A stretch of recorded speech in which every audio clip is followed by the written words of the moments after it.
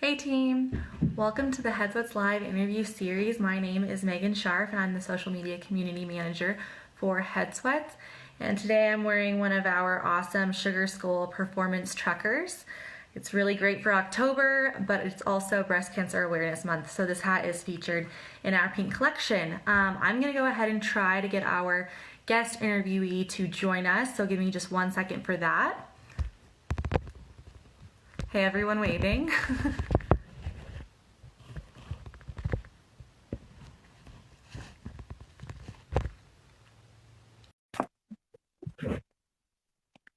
All right, she should be logging on pretty soon. And there she is. Hey, Nicole. Hey. Hi. Okay, so today we'll be chatting with Nicole, who's a beloved Headsweats ambassador who has been super involved with everything Headsweats in 2020 by leading a couple of live workouts, continually sharing the Headsweats message with your community, Nicole, and now participating in this new interview series. So thank you so much for coming on and taking the time to share your knowledge with us today. Would you like to take a little deeper dive into who you are and your background and give everyone just kind of an overview of what you're all about? Yeah, sure. Obviously, my name is Nicol Hodges. I've been a runner for over 35 years, personal trainer for over 12, 15 years, I believe. And during the day, I'm a creative and I work in product development. And during all the other hours, I'm a runner, I'm an athlete, I'm a duathlete, I'm a former Big 12 track and field, I guess you want to say star back in the day. And then I also have a blog. You are a star.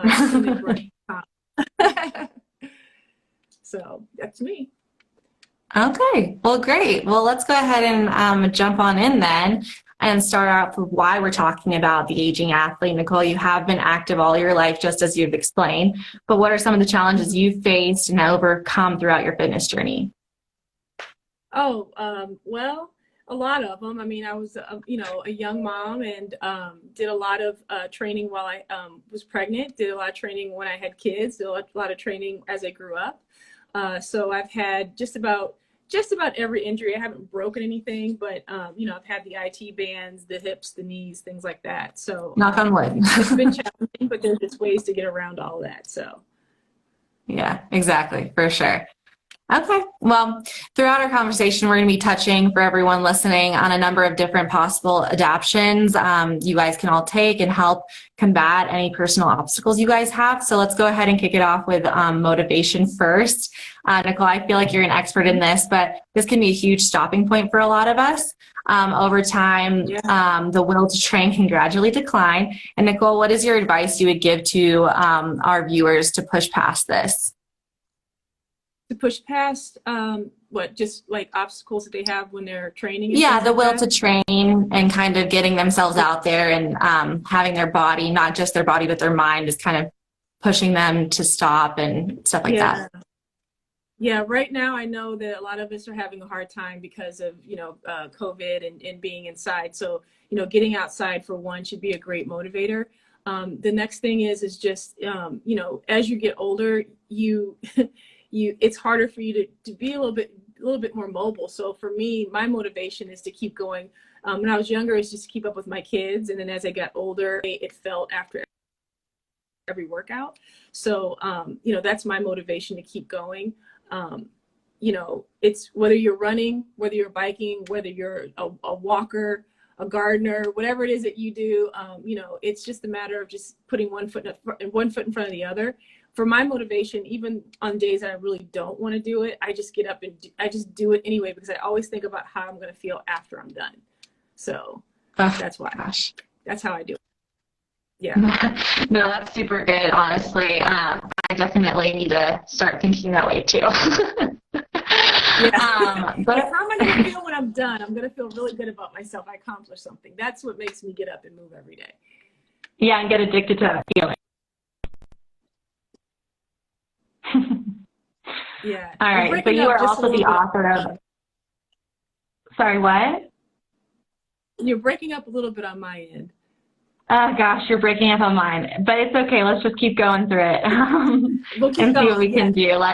Tell me to repeat anything, and I'll do it. But you're also the author of "A Time to Rise, Get Fit, and Stay There." In your book, you touch on a couple of mindset training ideas for your readers to achieve a healthier lifestyle. Can you give us a little teaser of a few points highlighted in your book as related to the topic today for the aging athlete? Yeah. My biggest one is to always try and stay positive. I know it's not easy, but I like to always try and stay positive. That's one thing I talk about in my book. And my book is more of like a workbook. So it really gets you to write things out, journal things out, see where you're at right now, see where you want to be in the next, 4 weeks. And as far as your mindset, it's taking that, it's like that cognitive therapy, like taking the negative out and replacing it with something positive.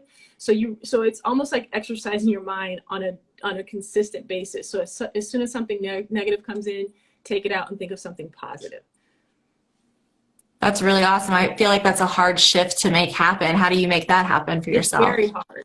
It's very hard. I mean, I've gone through a lot in my personal life, and there's days where you wake up and something happened to you the day before, or you've experienced something in your life that just kind of keeps you just in a certain mindset. And so it's one of those things like, okay, if this keeps coming into my head, I need to pull something out and replace it. So I have Post-its. That's my biggest thing is Post-its. I keep a lot of like motivational words and sayings up on my wall. I also try and just like, if the negative thought comes to my mind, just stop it and just clear my mind. That's the hardest thing to do, is to clear your mind, because your mind is constantly going. So that's why I'm always saying, try to replace it with something good. Think of things that make you happy. It could be your boyfriend, it could be your husband or wife, it could be your kids, and just think of something that's going to take your mind off of it. That's really good. I feel like I would normally try to put a spin on something and be like, how can I make this better for myself and focus it that way. But yeah. Exactly. Okay. I love that. Well, we also have a blog written about mindset training from another Headsweats ambassador that you guys can take a look at on this topic. But I feel like it's on the same realm of kind of making sure your head is in the right place whenever you're training or whatever. So, but as you know, time management is a challenge at any age, but as life shifts, your normal fitness routine will have to make complementary movements too to keep up with that. Nicole, have there been any instances where this has truly taken a toll on your active lifestyle? And do you have an example that you could share and how you were able to adapt to that? Yeah. And that's a loaded question. Yeah, I mean, you can break it down with, for me, kids. I mean, and if you don't have kids, I mean, you can also break it down just by decade. I mean, like, the 20s, you can work out pre-kids, you can work out whenever you wanted to, you find the time and you just do it. But for me, when the kids came along, it was more of a 5 a.m. wake up call for me. I am a runner. I love running. It makes me feel better. So I made the time to get up every morning at 5 a.m. and get at least a 30-minute run in before everybody else woke up, and then I could start my day. And then when the family grew, it was more so, okay, when am I going to work out? When am I going to run? Because the kids have to be at soccer practice and track practice and, swim practice or whatever. So while they're on the field doing their thing, I'd be running around the field, doing my thing, and I could still watch them and get my workout in. So, you have to adjust. And then post kids, I mean, I've been doing it for so long, waking up so early, instead of maybe 5 a.m., maybe it's 7 a.m., and I can get my workout in and then start my day. Also too, like, there's just days where, I want to run along the beach or, watch the sunset. So I'll make time in the evening after work. So, yeah. Yeah, that's definitely good to have a kind of added positive when you're on your run, like a great view at the end or something. I think like a lot of us could do that. Exactly. Okay, well, great. So anything else to add on that front of time management at all that you suggest? Just I would always say when you're training, try and make it consistent. I know that our lives are crazy. I know that kids are very unpredictable. So like you can't, you just don't know if you can get that running in the morning because maybe you have a sick kid or something comes up. But try and build it in your life. Make it consistent. Let your family members know so they know that that's your time for yourself. And it just makes your life a little bit easier. Yeah. Yeah, for sure. Okay, great. Thank you. So moving right along, as our bodies continue to get older, it doesn't matter who you are, a fitness guru like you, or maybe someone who's just starting out to train, everyone will experience an increase in prevalence of injuries. Do you have any tips or possible precautions you suggest viewers take advantage of? For sure, stretching. This is one thing I tell all my friends, all my followers, stretch, stretch, stretch. And that's the number one thing. I know that a lot of times, we just go out there and we run or we bike or we hike or do whatever we need to do. But there's always time to stretch. And I would say 15 to 20 minutes of static stretching. That's when you're in front of the TV watching it. Get off the couch, get on the floor and stretch while you're watching your favorite show. And then also, too, if you want to add a little something else to it, you can do yoga, Pilates 2 or 3 times a week. Pilates is a great way to really like stretch your body out, get deep into those muscles, and it's great. I mean, you'll feel the difference, the flexibility and the mobility when you're out there running and biking and hiking for sure. Okay, so do you have a favorite thing? Pilates, yoga? What do you feel? Just stretching in front of the TV, is that your go-to? I like doing yoga. It's a little too quiet for me, but I do get it in twice a week. I use the Down Dog app. That's one of my favorites because you can do it like for 15 minutes all the way up to an hour.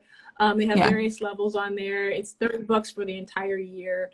And plus, since we're quarantined in our homes, it's a perfect thing to just throw on your TV or your phone and just go at it. So, yeah. Yeah, those are all really great. So moving right along, as part of an apparel company in Headsweats, we are really aware of how helpful and important it is to have the proper gear with you. What are some of your must-have items or product features you suggest everyone keep an eye out for? Okay, well, this is going to be cliche, but my favorite hat is Headsweats. It is. I mean, that's why I'm with you guys. So I wear. Great plug. I love your race hats. Yes. I love your race hats. I think I have them. I think I literally have them in every color. For my longer runs, I like the trucker hat.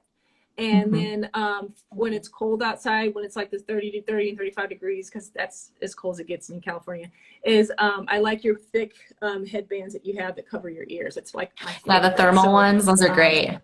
Yes, those are fantastic. So as far as that's my must-haves. Because this is like the first time I've combed my hair all week, so it's a must-have. I love Hoka One One running shoes. I'm a big Clifton's fan, so I have the Clifton 7.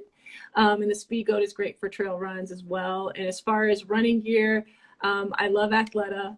I love their muscle shirts, their long sleeve running shirts, and their running shorts. So is there any specific, sorry, say that again?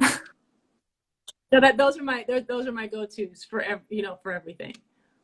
So is there any specific feature about specifically maybe the running shoes that you kind of want to call out that maybe someone who needs extra support needs to like keep an eye on? Yeah, I started wearing Hoka's about 2.5 years ago. I was a big Asics wearer, and my feet, along with the rest of my body, was aging, and so they were always hurting, and I really didn't want to stop running. I thought I would have to quit running, and so I started doing some investigating. I noticed that most of my running friends were wearing this new brand called Hoka, and so they were these massive shoes. Well, at the time they were massive. They'd have these massive heels. And so I decided to go ahead and try them, and I fell in love with them. I was able to run again because I had taken a month off. That's how bad my feet were. And I started running in them again, and I got my stride back, and I have no problems running now. So for me, the cushioning, the lightweight, they're huge shoes. I'm going to just say they're huge shoes, but it's the fact that when you put them on, they're very lightweight, and they have enough cushioning to protect your feet.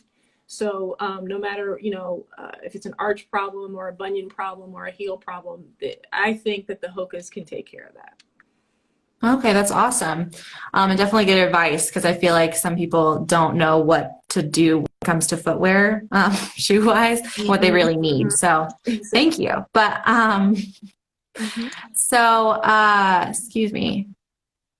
Oh, I was about to skip a question, but keeping a regulated amount of muscle mass when you're working out so much and experience any age-related loss can be a strain to focus on. Have you experienced this, and how do you work with your body to stay in shape? Well, as you get older, you're going to lose muscle fibers. Unfortunately, it is what it is. And there are ways to keep the muscle mass consistent. I mean, I'm not saying that you can't grow muscle after a certain age. It's just that it's harder and it takes a little bit more time. And I would even say a trainer to help you do it the right way. But I hate to use the word older athletes because we're athletes, but resistance training and strength training is so important because it prevents injuries. Also too, it helps you not lose so much muscle mass so quickly. I can tell on my arms as I've gotten older that those are the first to go. So like my legs are fine and everything else is fine, but then like I can tell it's harder for me to build muscle in my arms. So that's like an area that I have to work on a little bit more. And also too, when you're doing resistance training and strength training, it has to be consistent. It just has to be consistent. So. And I feel like that's kind of a hard thing. Going back to the mindset training that we talked about is like keeping that up and constantly doing it. So what would you say, piggybacking onto that, what workout must-dos do you think every athlete should implement now? Resistance training for sure. And I say that because resistance training, you use low weight and high reps. So you can work your entire body. Strength training is also good as well. I know that sometimes a gym can be intimidating. So I would suggest doing it as a group. Like if you found a trainer who can take care of your group, that would be good. Now that we're all inside, you don't have to worry about the muscle heads being in the room with you. So you can get your own weights and follow videos as well. And then the most important thing is when you're doing the resistance training and the strength training is to make sure that you have the right posture. That also will help you prevent injuries while you're trying to prevent injuries lifting weights.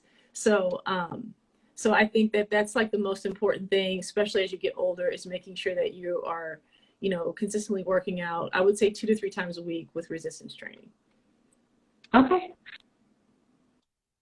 You shared so many different important ideas and tips like throughout this whole conversation.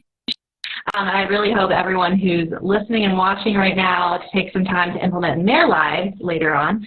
But Nicol, you are also involved in a couple of nonprofits too. Do you want to just take a second or take as much time as you would like and talk about these organizations and let everyone know how they can get involved? Yes, I'm involved with a couple of them here in the beach areas, Encinitas for Equality, Solana Beach for Equality. I help them with a few things, but my main one is Run for Brianna.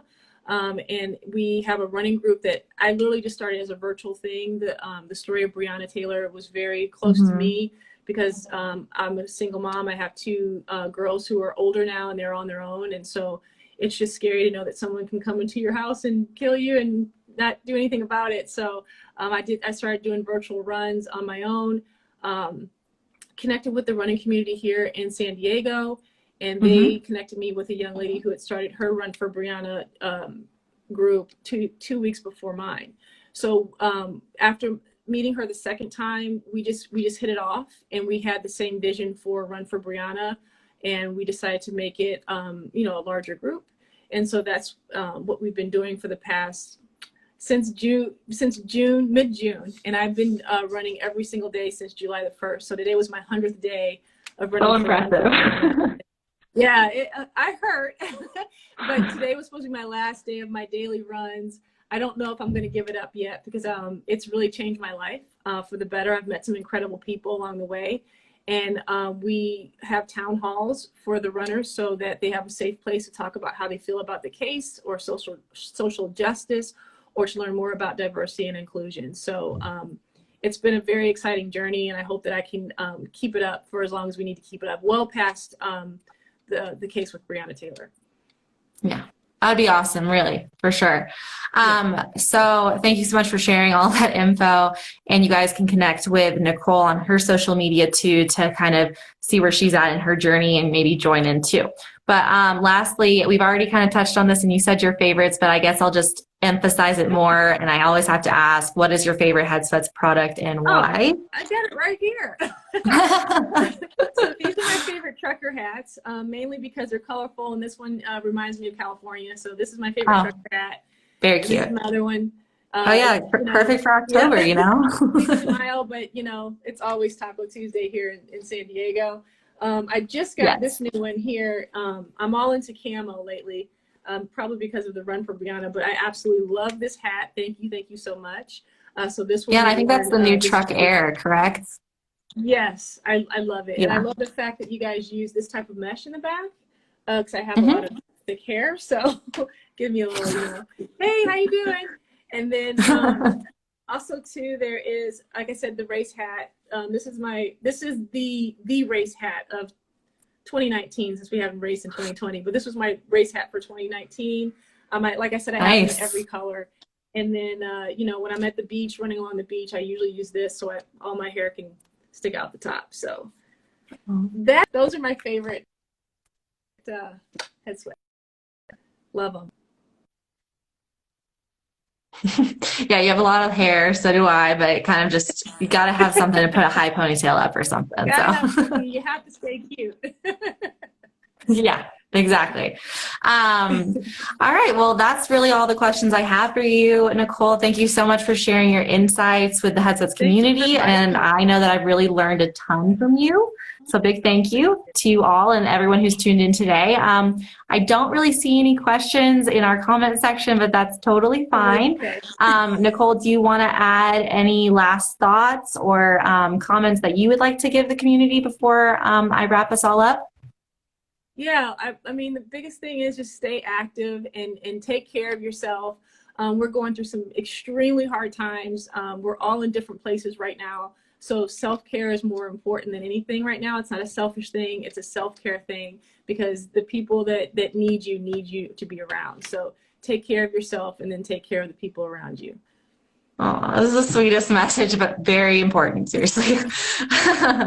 So thank you so much. And if you would like to connect with Yes, Nicole, yes. guys, go ahead and give her a follow on Instagram. Her handle is CNICRUN, as in CSEENICRUN01 for her Instagram. Yep. And then you can also find her on Twitter, which is just CNICRUN. All of them. She posts a ton of awesome content. I see it all the time and I always like it. And then she also talks about her fitness journey and how you can get involved in any of the nonprofits she mentioned earlier. But if you would like to get your hands on her book, sorry, I'm going to be talking for a little bit here, Nicole, but it's time to rise, get fit, get fit and stay there, which is a 4-week program to a healthier lifestyle. You'll be able to find it on Amazon. It's available in both Kindle and paperback. So go ahead and check that out if you have a second. But our time is up, like I said before, but we want you all to know that you can rewatch this interview on our Instagram TV channel or also on the Headsweats YouTube channel. I'll be posting it shortly after this. But always remember to keep a cool head, guys, with Headsweats, and we'll see you next time. I'm Megan Sharp. Thank you so much, Nicole, again. But Headsweats for life. Bye, everyone. Bye. Thank you, Megan. Of course.